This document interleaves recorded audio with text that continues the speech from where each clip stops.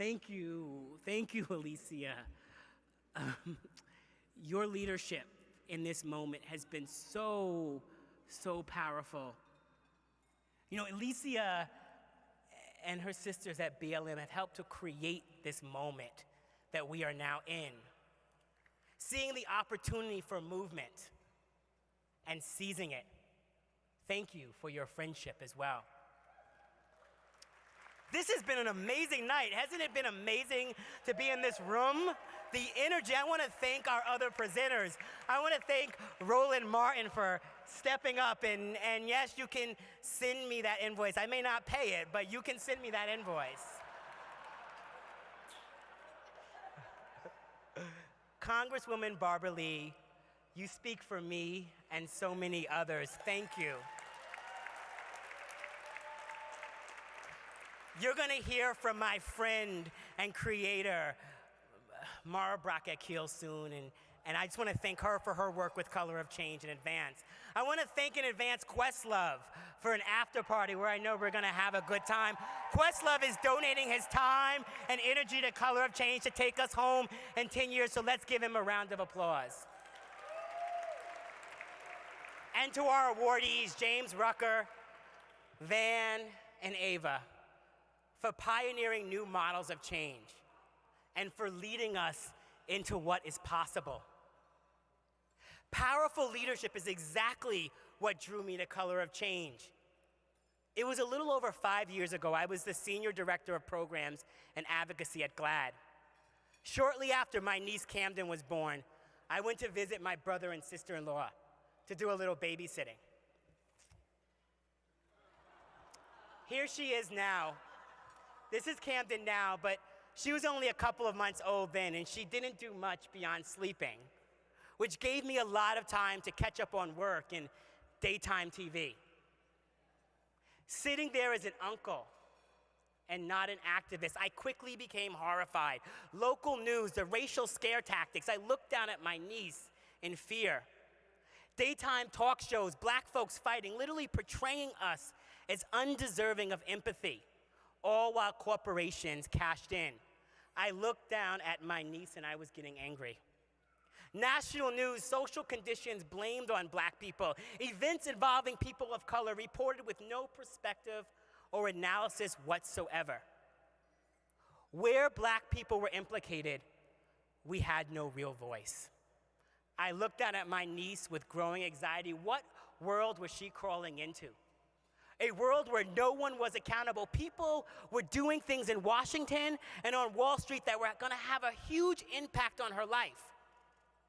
But none of those people had to care about her.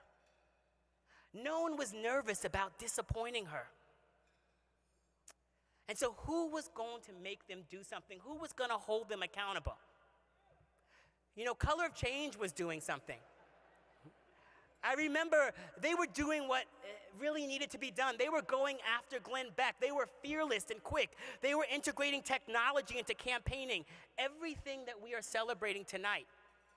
At GLAAD, we were part of changing the landscape of accountability for LGBTQ people, not just in terms of representation, but in terms of all the progress that changing the norms and attitudes can make possible.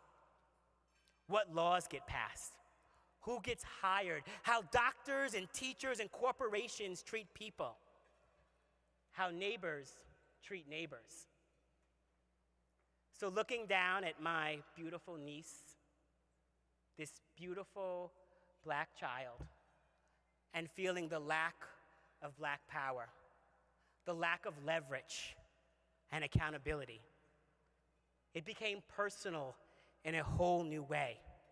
I kept thinking, what am I doing if I'm not doing this? I remember talking to James. I remember talking to Alexis McGill Johnson and Rashid Shabazz and others in this room. I kept talking about it. Color of Change was creating the response we needed from black people and allies to get the response we needed and deserved from decision makers across issues, across election cycles, and in collaboration with many other communities and organizations around the country. Building a world where there are consequences for degrading, disrespecting, and dehumanizing black people.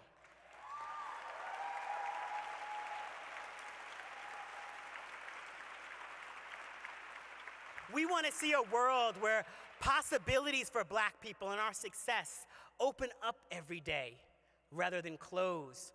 For all people of color, all people should be able to express their will for a better future and do so equally, regardless of whether we're privileged or vulnerable, majority or minority, or in favor or out of favor with those in power. All people should live in a society that they feel is on their side. So as I got closer to Color of Change, I realized not only were they smart, but I also realized how powerful their members could be. Today I know the members' pain very intimately. She could have been my daughter. She could have been me, is what we have heard quite literally thousands of times over and over after Sandra Bland was found hanging in a Waller County jail. I've learned just how powerful our members are from our very targets. The corporate funders of ALEC, the Fortune 500s, they weren't even sure who we were. Some of the people who worked for the corporations who left ALEC told me how smart and clear and proactive our campaign was, how it really built trust and fear. It gave our sympathizers on the inside the power to move things. They kept saying how much more savvy, how much more prepared and organized we were compared to ALEC, a 40-year-old organization with so many more resources that has been so successful.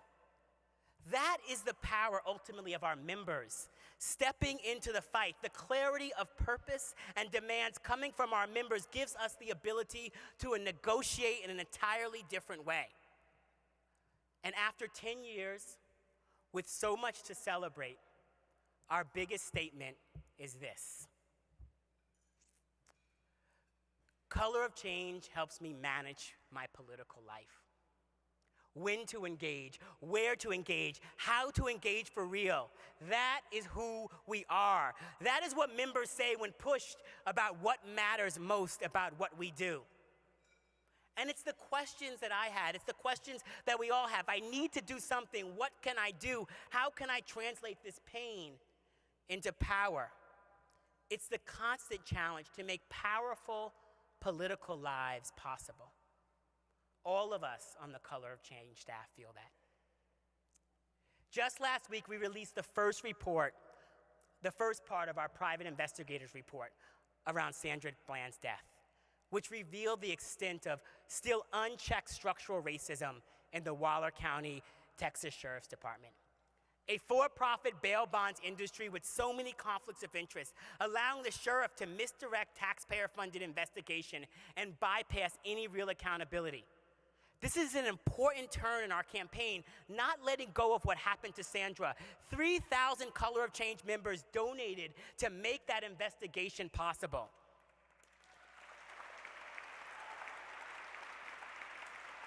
And it's because they've seen what strategic research can do, whether the spark that exposed ALEC and changed our politics, thanks to our work with the Center for Media and Democracy, or exposed grossly inaccurate and dangerous crime reporting here in New York City. Horrible practices, thanks to our partnership with Media Matters. Our members see how the story of Sandra Bland's death is part of a larger story. Structural racism, gender-based violence, corruption, and lack of accountability, abuse of the vulnerable. They see that same story in all of our campaigns, and they see how structural racism is way too profitable for way too many people. And they see that there's something that we can do about it. Our true purpose is creating a credible and viable set of strategies that will transform our presence into power. The potential of Black participation is at inspiring height, but it is not enough. The presence that our issues have, or that we have as a people, does not translate into our power as a people, into the leverage required to make the change we all need. We have to do more. And that requires having a movement vision, not just a policy agenda.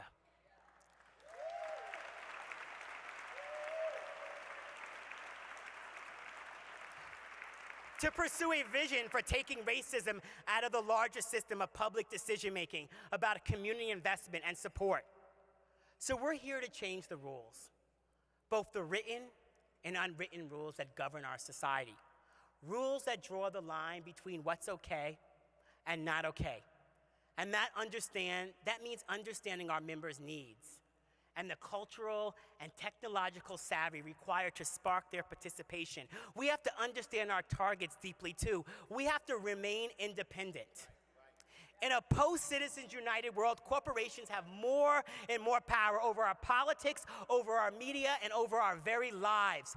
We cannot be tied to them.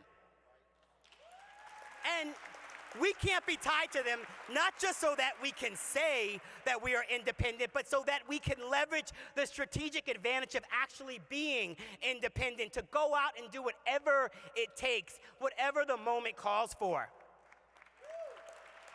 And to be effective, as our members need us to be, to evolve our strategies. And in so many ways, we are just at the beginning. Black Lives Matter gives us a stronger chance. Worker movements gives us a stronger chance. Empowered women, men, LGBT folks, immigrants, young people, and active elders gives us a stronger chance. So what will our unique contribution be?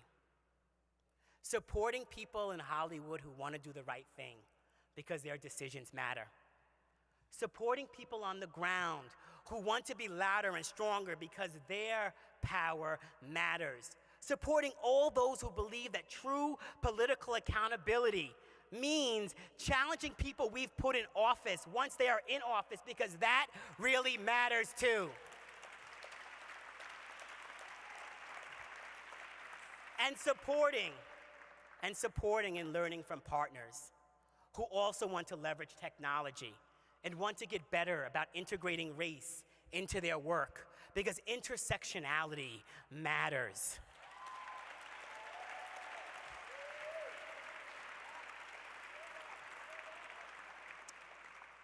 We started in a flood caused by bad decision makers, turned into an epic and life-altering disaster by bad decision makers.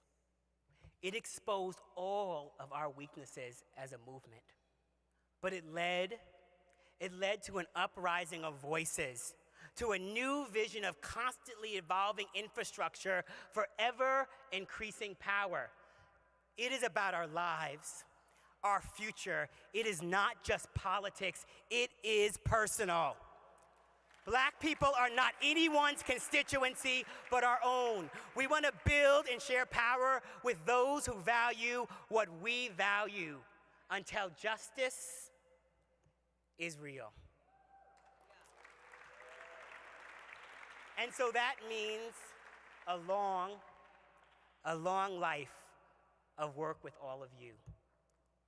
For us to be present and to be powerful together. Thank you all very much.